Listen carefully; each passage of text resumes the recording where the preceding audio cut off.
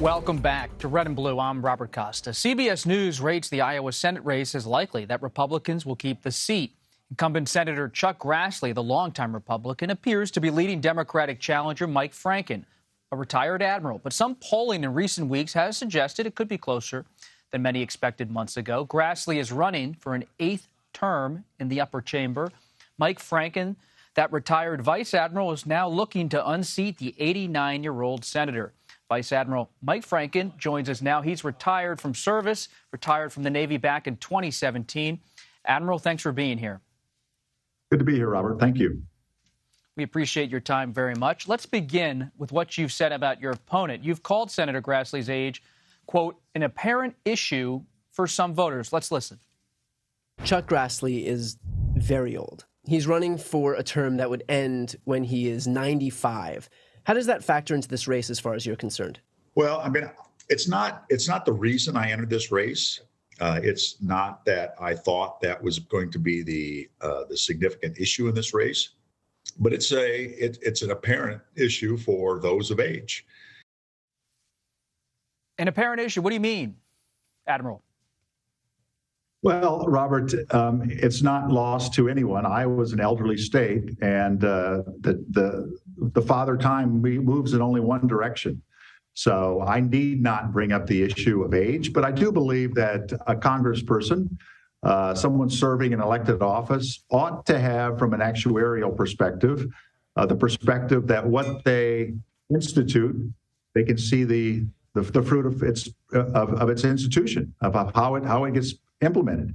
And so, I mean, it was never my intention to make this, but the voters have brought it up to my attention. The biggest issue is that there's a sea change happening in the state of Iowa, and I think other states as well. The voting electorate is tired of the animosity that separates us. And this is especially true in small town Iowa. And it's especially true for the leadership and the political parties that have put the needs and the values that have brought us all here secondary to the shallowness of political party demands. And that's the issue germane to this, that we are people who do not look out to the value of the people and don't put country over party. Admiral, I want to come back to a phrase you just used, actuarial. Do you believe there should be an actuarial assessment for those running for public office? Oh, absolutely not. That is a personal decision. But, we all know what happens. 60 is not 50, and 60 is not 90. So, I think we ought to have a clear-eyed perspective on what our capabilities are. And it's not so much push-ups as it is the mental aptitude and the verve and the vivaciousness to implement what has to happen for the next generation of leaders in this country. Where do you draw the line, Admiral? President Biden's near 80. Like I said, it's up to the individual. And I think everybody has to make that significant assessment.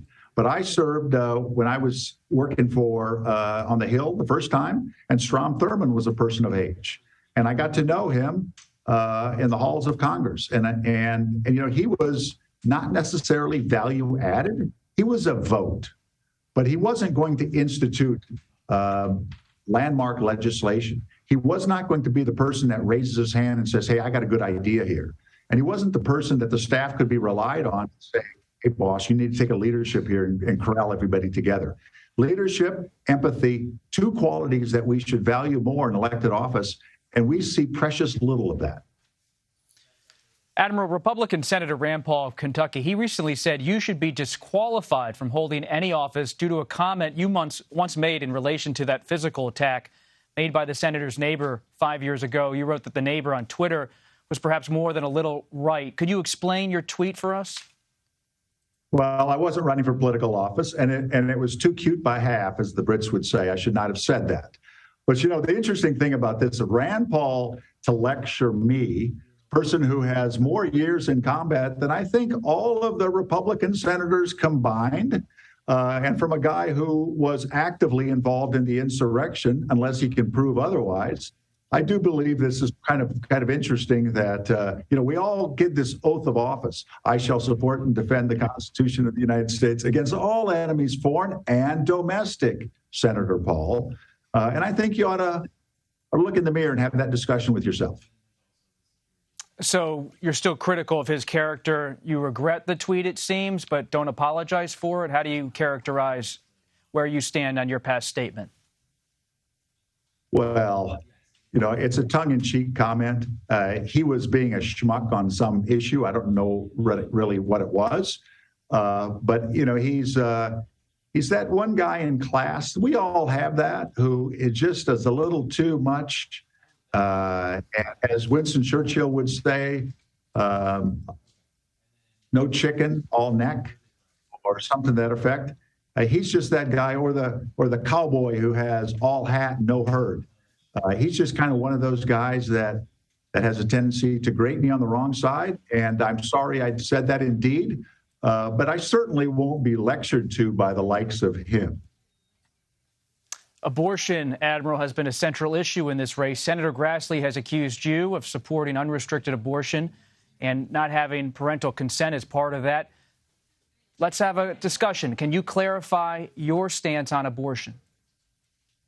Well, just so you know, that shallow accusation that he made my direction was fact-checked by KCRG, who are famous fact-checkers in the state of Iowa, and they gave him a solid D, which he's probably quite accustomed to getting.